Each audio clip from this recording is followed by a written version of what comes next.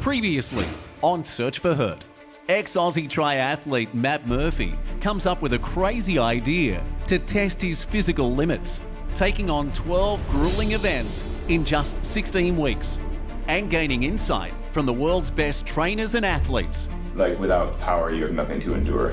Just as it starts taking shape, he meets Elise. Newly married, they jet to the USA for a honeymoon and a chance for Matt to get some training at altitude. It's our first snowshoe experience.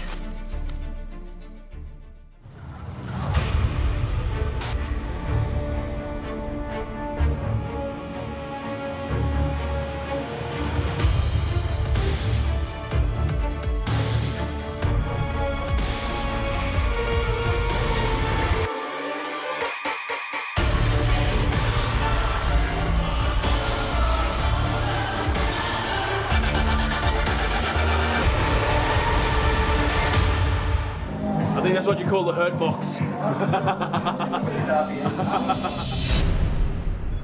Matt and Elise make use of their time in the United States to head to Utah, where Matt meets his obstacle racer twin, Hobie Cowell, the unbeatable Spartan racer. A Spartan race it's not just your everyday run-of-the-mill obstacle race. There's punishment if you don't actually complete an obstacle. So you need to do 30 burpees if you can't get over the wall, or if you fall off the balance beam, or if you fall over the rope. And maybe some people take it a little too seriously. This is Sparta! So here we are at Hobie Cowell's homestead. Okay. We're here today with the unbeatable Spartan racer, Hobie Cowell. Nice to see you, man. Thanks. So we go to see Hobie Cowell, and he lives in a place called... We're out at Erda. Erda.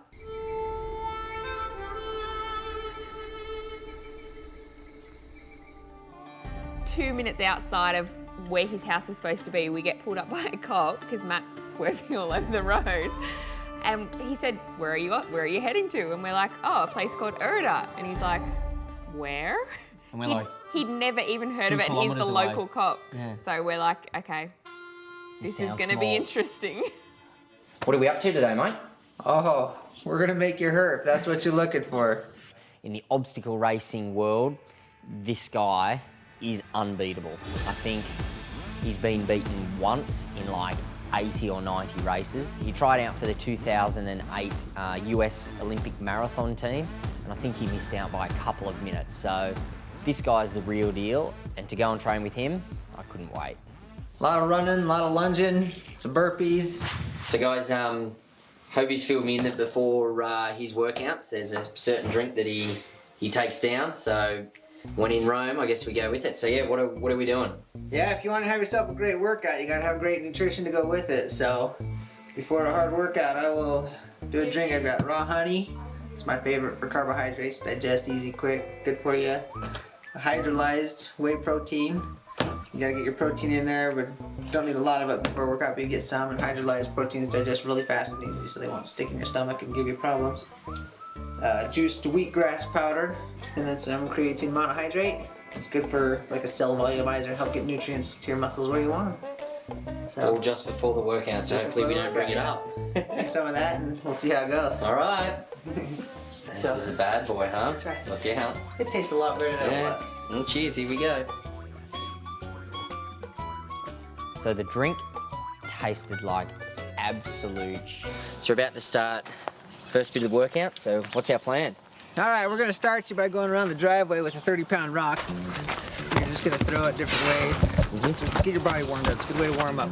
We'll come around the driveway once probably, then you'll run around it, then maybe around it again with the rock. Run around it again until you feel loosened up and warmed up good. But you don't get rest breaks, so it gets real intense real quick and it stays that way. All right. All right, one more lap of these. Now you run to the rock. Yep. But after you see this workout, you'll get it. I only run 1.5 miles on this day, but it's a heck of a workout. Then we'll head in the garage on the treadmill. Wearing a 30-pound weight vest, the heaviest paces you can handle. You know, you're working. I don't know if I'm going the wrong way or not. Because you'll notice in obstacle races, strength plays a lot bigger factor than speed does. So the weight vest allows you to build more leg strength. Coming up, Hobie dishes out more hurt after hurt after hurt. Then we meet a CrossFit champion who's a legend in the World Games, Chris Spieler. The unbeatable Spartan racer Hobie Cow. Nice to see you, man. Thanks. What are we up to today, mate? Oh, we're gonna make you hurt if that's what you're looking for. Alright, Matt's gonna do 6 1-minute intervals with a 20-second break between. See if we can make it. Alright, ready? Hey, go. Hard, doesn't it? Yeah, it feels like pushing on your lungs. Oh yeah. It's interesting. According to Hobie, Matt's not hurting enough. Let's crank it up. All that tells me is that he slacked on the first 3 intervals. Let's see if we can get that shake to come up. I don't know, if you've never run with a weight vest, it's deceiving when you're carrying a lot of weight anyway. It's not just the weight of the vest that slows you down, but it actually compresses your chest, makes it a lot harder to breathe at the same time. One of your secrets. Definitely, yeah. I love the weight vest. Helps a lot. It's just like you've done a water obstacle. And that's how you feel as soon as you hop out. Heavy, heavy lungs. Heck, why wait 30 seconds, huh?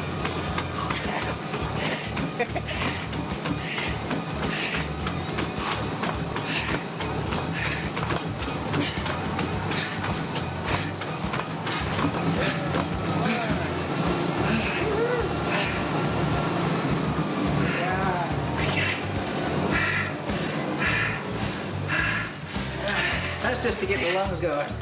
Now you can do the leg workout. We're gonna carry a 60-pound dumbbell with the vest also. Carry 90 pounds, you're gonna lunge. It's supposed to go 100 meters. We'll get you as far as we can get you.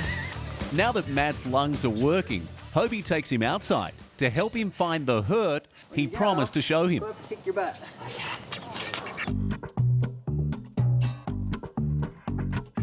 And then you're gonna drop that without a rest break. You're gonna lunge 100 more meters with 30 pounds, or as far as we can get you. A lot of these guys are just so big that do at these events. Yeah, they just can't do the running. Yeah, I've had a lot of people complain I'm just a skinny endurance runner, but I'll beat them on any obstacle any day, you know. Matt's then instructed to do another 100 meters of lunges, this time without the weight vest. But of course, there's more. You're gonna do 50 meters of burpees, where when the jump on the burpee is a double-legged long jump. Yeah. That's how you move forward, is by the long jump. So do 50 meters of burpees, then another 100 meters lunging, then 50 more meters of burpees. All without rest breaks. You just go, go, go, Just go, keep go. going. As tense as you can do it. Muscles are just starting to contract.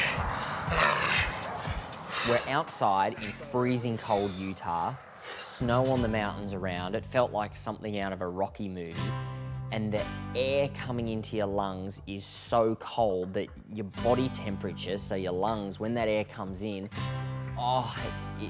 it's like daggers going into your chest. It's insane. For a few days after, my lungs were all scarred up because of how cold the air coming in was. It was insane. So when your lungs can't bear the cold any longer, you go inside with no rest and do Hobie's strength workout, starting with 10 chin-ups. 5 more, come on.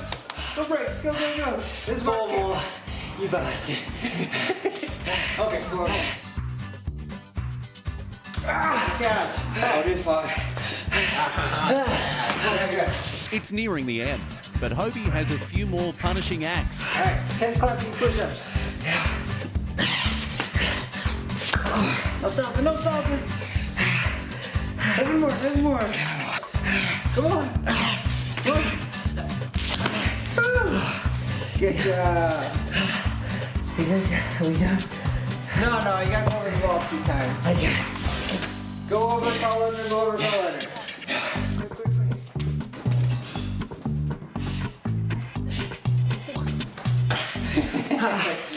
Good job, now you're done. That's a workout. Nice. I'll talk to you in a minute.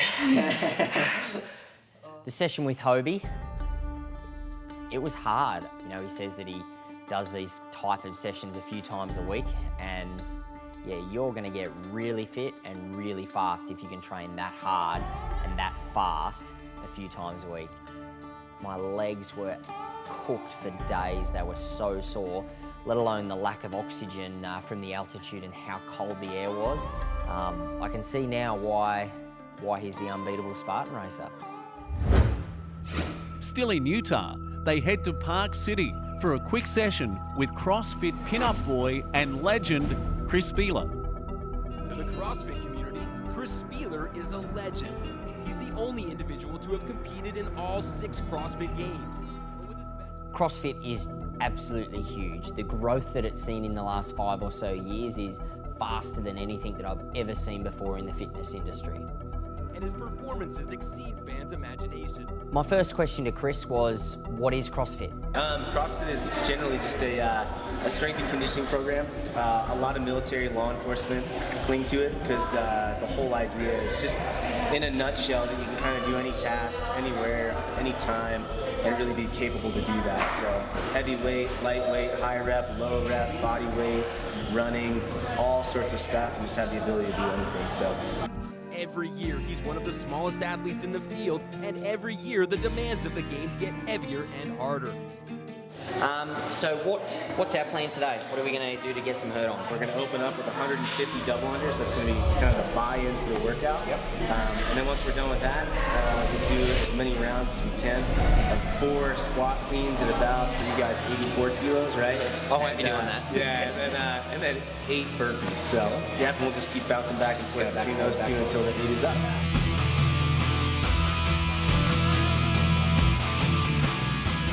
After the break, Matt's goal is to keep up with Chris Spieler doing what he does best. And Matt teams up with a yoga instructor. Matt, I want you to pay particular attention to the position of my head. But you won't get any yoga tips here. Still in Utah, they head to Park City for a quick session with CrossFit pinup boy and legend Chris Spieler. We're going to open up with 150 double unders. That's going to be kind of the buy-in to the workout. Yep. And then once we're done with that, we'll do as many rounds as we can of 4 squat cleans and about 8 burpees. So, yep, and we'll just keep bouncing back and forth between those 2 until the 8 is up.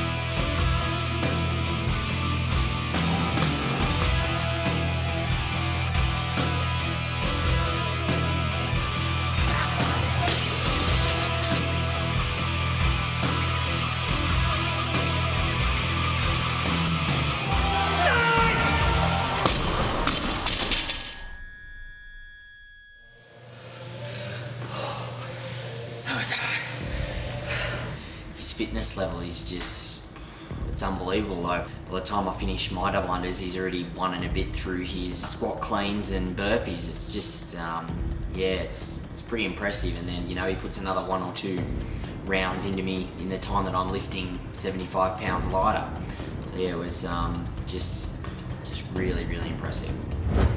So on the side of diet, like you follow anything specific? Honestly, it's, you know, pretty much the prescription that CrossFit would give. It's just real simple. It's similar to paleo. True paleo is typically really strict. So meats and veggies, nuts and seed, some fruit, little starch, no sugar. So yep. It's generally try to eat clean, stay away from most things that have gluten in them, and I try not to go too crazy with it, overcomplicate it, because then it becomes more of a job. Yeah. He's such a nice guy. You see all these YouTube clips on him. You know, to go and actually do a training session with him, you know, really opened my eyes up to how strong he really is. He's not a massive guy, but the strength that he has for his size, it's unbelievable. It put it into perspective how fit these guys at the top really are. And also, you know, to do it in Park City at altitude and have to perform at that heart rate, it was pretty tough. So when we were in Park City, we were staying with a friend named Chris, who's a yoga teacher, and he's a little bit out there. And one night we caught him doing this thing called nettying. And it's way out of left field, but we just thought, Let's put Matt through a different kind of hurt. I netty every night, so this will be Matt's first experience netting. I'm gonna demonstrate for you guys how it should be done, and we'll see how Matt does it. Put some salt in the netty pot. Looks like a genie pot. And you just want warm water. For all you ladies out there who have a partner that snores, this is why I netty every night, because I snore. Hey, Matt, I want you to pay particular attention to the position of my head.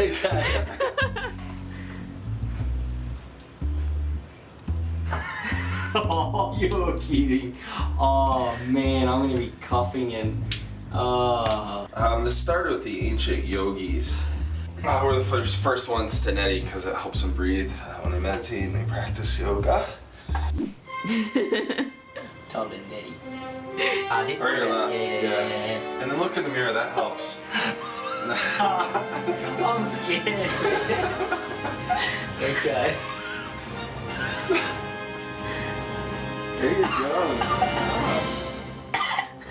For your first time, that's really good. Actually. Oh, that's bad. I'll let you get that. Feel good? Yeah. Oh, actually. Back in Wyoming, not far from the small town where Matt and Elise were staying, was a town called Alta that held an exceptional athlete, and they pay her a visit. Lisa Batcham Smith takes this to a whole new level. She's not only unbelievably fit,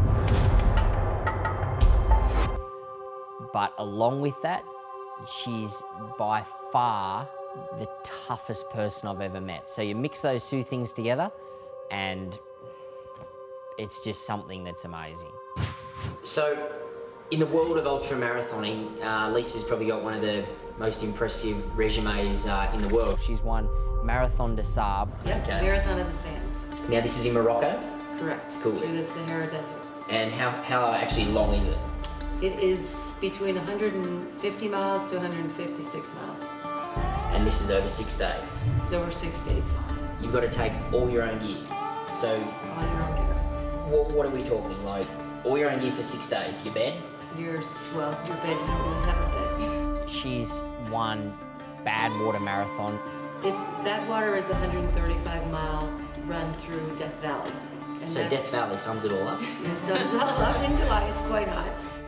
She's set records for 50 mile, 100 mile. It's just insane. And I think one of her biggest achievements and one of the toughest things that she's done was... So for her 50th birthday, so this is a 50-year-old woman, decided to raise money for African orphans by running 50 miles, not 50 kilometres, 50 miles in all 50 states in 62 days.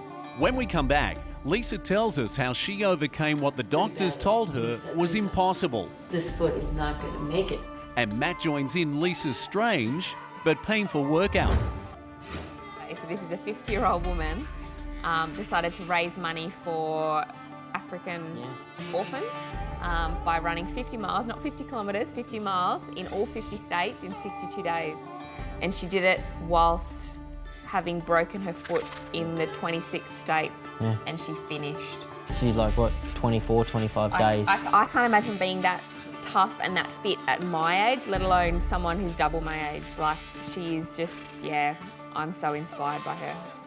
I was running with a group of people, maybe 30 people, in Texas. That was State 23, and I stepped in a tiny little pothole with my left foot, and it rolled. Obviously, I still had 22 states left to go, lots of miles to finish. The thought of stopping wasn't an option. So I knew, literally, as bad as this foot hurt, it hurt a lot, that I could, I would have to go into this space every day and focus. I call it like it was a box I got into every day, and do not mess with my box, don't touch me, don't come near me. That I just had to get into this focus. And I've never delivered children, but I really believe that I probably delivered about 23 out there, because just getting into that mind space of like, okay. Your body or your mind thinks that, I need to stop because your muscles are hurting or things start to hurt really bad. But it's all just in your head and you just need to keep on pushing. And this is where Lisa is just something else. She just has this ability to not stop no matter what the consequences. Yeah, it hurt. It hurt. I mean, when I sit here, people think, oh, you forget about stuff like that. I mean, I cringe, literally thinking about the hurt of it. And what's kind of amazing about this foot is Dr. Mo Brown, who ended up operating on my foot, looked at my foot and he was like, it's dangling practically. The navicular bone was pretty much sticking out pretty badly. And he said, Lisa, this foot is not gonna make it. I was able to do it. I was able to embrace and endure and handle the pain. And it made me think about like all these kids that we're running and raising money for every day of their life. That's what they have to go through, enduring and embracing it. Her training sessions are really different to anything that I've done before, and you could really learn something from this, and man, they hurt. You wouldn't think it would hurt using a little ball and a couple of little bits of plastic in an exercise room, but they hurt. It did. 5, 4, 3, 2, pull!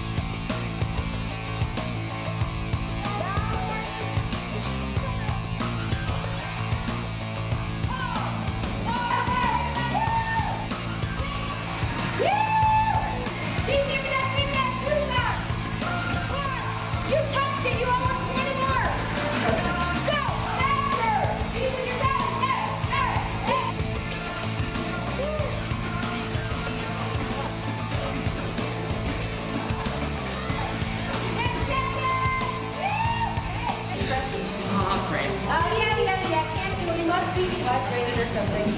All right, you have 30 more seconds to work on this side.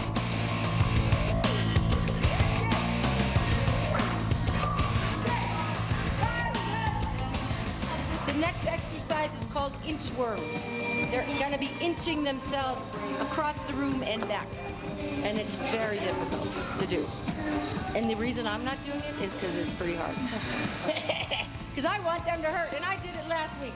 Okay, inchworms across. You're walking your hands out, inching your way up, and pulling into a plank or pulling into a butt hike with your lower belly and pulling up through the hamstrings. Very, very tough exercise to do when you're fatigued. But it actually helps a lot on flexibility too. So we're doing 3 times 1 minute. Belly, buns, and squeeze it all, and focus on your breath. 5, 4, 3,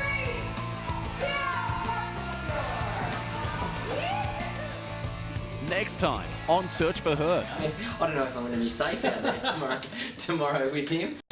Matt and Elisa sent to Texas to see a lawyer. I practice law. Who needs help? I'm suffering quite a bit right now. I've never seen someone so in the hurt box as much as this before. And their honeymoon is over. They're back in Oz to journey down south for Search for Hurt's first event, the Tough Bloke Challenge.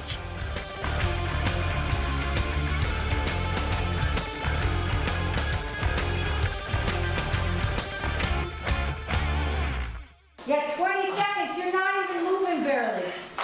This is 200 pounds here. You want to watch me pull him?